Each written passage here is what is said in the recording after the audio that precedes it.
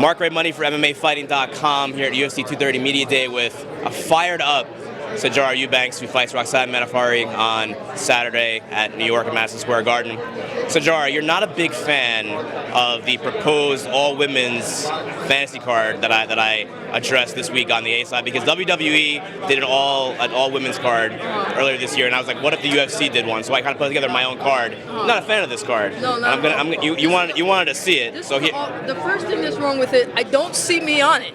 That's true. First. Yeah. Why? How could you make an all-women's card and not put the most heavy-hitting flyweight we have on there? I got hands, bro. I knocked out. I know the tough fights don't count, but I got 2 finishes on tough. I knocked somebody out cold. All right, Ronda Rousey, Gina Carano. I think they're both. That's a great fight. That's a great fight, but headlining, bro. That's the main event. They're the 2 most popular women of all time in MMA, right? Historically, come on, work with me here, okay, Sijara. if we're going just pay-per-view buys. Sarge, come on. Can I call you Sarge? Yes, you can call me Sarge, cool. absolutely. Just pay-per-view buys, all right, I kind of would have swapped them, though. I probably would have put Amanda Nunes top versus Holly Holmes, just as a fan personally. But I get you, Ronda Rousey's going to sell tickets, Gina Carano did her thing. There you go. Julia Budd, I guess if that's the best featherweight you could find versus Cyborg, I feel like there's got to be someone out there better. She's won 10 in a row. She's the Bellator champion. Okay, all right, Julia Budd. I don't have too much beef there. Rose Namajunas, Jessica Andrade, I love. Okay. I also love Misha Tate and Julie Kedzie. Also Legends. love. Legends. Let's see down here. Valentina Nico, that's where you put me. Right there. How do you not put me against Valentino off of everything that's happened the last month? The rest of this is okay. Carla, Michelle, Roxanne, Shayna. I love Tara LaRosa, Mackenzie Dern. Why Mackenzie Dern's on the list? And I love Mackenzie. I love Mackenzie Dern. I love Mackenzie Dern. That's my girl. We've known each other Legend versus for prospect. years. Legend versus prospect. All right. The rest of these okay. I think you like this card, Sijara. I think you like it. No, I'm not on it, bro. I'm not on it. That's my beef. We'll make an edit. I'm not on it. Maybe we can edit on Snapchat. Anybody. Out. Scratch me out. I fight any of them girls. Except for the 115ers. I can't make that weight. All right, let's talk about, that was great. Let's talk about, thank you for your feedback. That is much appreciated. Thank you. Let's talk about your fight with Roxanne. You fought her on The Ultimate Fighter. Mm-hmm. You beat her there. Is it different fighting someone on the show compared to fighting them after a real training camp, after being in your camp? What is that difference like? It's absolutely different. It's more of a camp for sure, and also I get to work with my guys a lot more. I left The Ultimate Fighter and went straight to New Jersey to work with Mark Henry, Jamal Patterson, Ricardo Almeida. So I've actually gotten to work with those guys for almost a full year now, and I believe that the growth I've made as a fighter under Mark Henry and Jamal and Ricardo has been exponential. Like I feel like I was pretty green, pretty rough around the edges in The Ultimate Fighter. Like I just was out there all heart, baby, just swinging. So I feel like I'm much more refined now, and I'm really looking forward to showing how much I've grown since the first time I fought Roxanne. The last few weeks for you, what have they been like? Because it was a whirlwind at first, right? Because you were supposed to fight in the headliner of this event. You were going to be in the main event against Shevchenko for the title, and now you're not. Now you're fighting Roxanne, which is still a great fight, but not the headliner of MSG.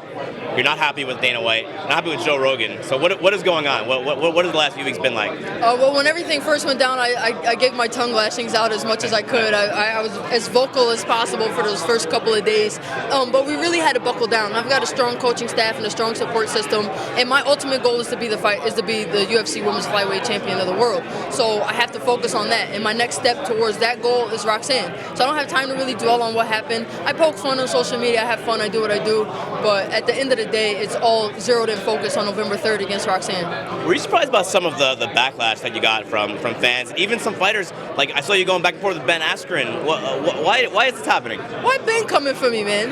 What's up? Like, Ben, why are you bothering me, bro?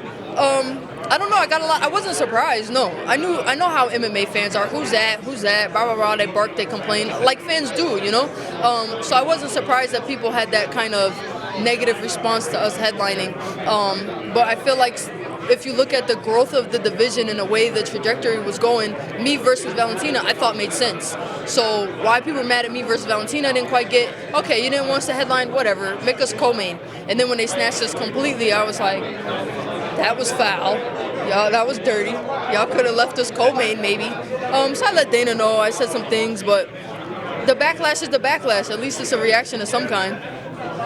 Joe Rogan said he had never heard of you. That hurt you a little bit, did it not? Didn't hurt my feelings per se, but I didn't think it was necessary. It was disrespectful. I'm a fighter, man. I get out here and I put my health and my body on the line. I get out in a cage. It takes a lot of fucking balls to get locked in a cage and fight somebody. And not for nothing, you know, even if Joe really didn't know me, he didn't have to say that kind of platform, because Joe does have a decent following as a commentator. He's been the voice of the UFC for a long time. So when you say something as passive as that, it ruffles the feathers of a lot of people that you didn't have to ruffle. And I kind of felt like it wasn't necessary. If you went on Saturday, will you address it with him if he's the interviewer? Oh yeah. Oh yeah, I'm gonna address it. Oh yeah, I'm gonna say something. I don't know exactly yet, and if I did, I wouldn't tell you anyway. But Joe's got to interview me one day somehow. I'll find a way to address it. I imagine you feel like if you win this fight, you're the next in line for the title shot, correct? I believe so, yeah. I'm coming out and I'm looking to shine on November 3rd. I'm going to put it all out there and do my very best. And I believe a good showing on November 3rd puts me right back in line for the title. Last thing, on a more serious note, you became a mother this year, did you not? You have a new baby. A year and some change. A year and some change ago. Now. Yeah, my daughter's 18 months. What has that been like, and how do you shuffle that and fighting and all the drama that's been going on with you? Honestly, I kind of had to take a little distance and a little space from my daughter. My girl, my fiance is from New York. She's born in DR and raised in New York, so she has an apartment up here. So I do my camp down in Jersey. So once we start really getting into the heat of camp, I kind of, because she's 18 months, she doesn't sleep through the night. She like follows behind me, and she does this thing now where she shares her food, and she's like, cookie. She's shoving a cookie in my face. I'm like, dear God, honey, no, I cannot have the cookie. So we have a little bit of space, but she did come with me for check-ins. So she was there when I was signing the posters and hanging out, and it's been amazing being a mom. It's a whole lot of work, but I've had a whole lot of fun. She's an amazing little person, and I'm having a lot of fun watching her grow. Cookies, because you don't want another weight. And people harped on the weight incident before. No. Are you okay? Is your weight is good for this one? My weight's good as long as I can avoid my toddler. She's offering me cookies, goldfish, gummy bears, juice. I'm like, no, get it. She's like, here. No, weight's good. I feel good. We've got 24 hours for weigh-ins or less or something like that, and we're a couple of pounds to go, and I'm feeling fantastic. Okay, last thing. Daniel Cormier, Derek Lewis, who wins on Saturday? Derek Lewis. The only one picking him. Yeah, am I the only one picking him? Only one. Oh well, no one picked me against Valentina either. But I guess, whatever. Derek Lewis, why not? First of all, his whole post-fight speech is what got me bumped in the first place. So you might as well do some damage here on Saturday if I'm gonna lose my whole headline because of him. And I don't know him personally, but I like Derek Lewis, and I like that he's the underdog, and I like that he's kind of quiet and the unknown. I think he's a sleeper, and he's got heavy hands. And I saw one of the interviews. Daniel Cormier said he might stand with him a little bit. I was like, whoa, I would love to see that. So yeah, I'm gonna go for Derek. Why not? Everyone else hates me, so why not? Thanks so much, Sijara. Thank you. I really appreciate it. Good luck on Saturday. Thank you so much. I appreciate it.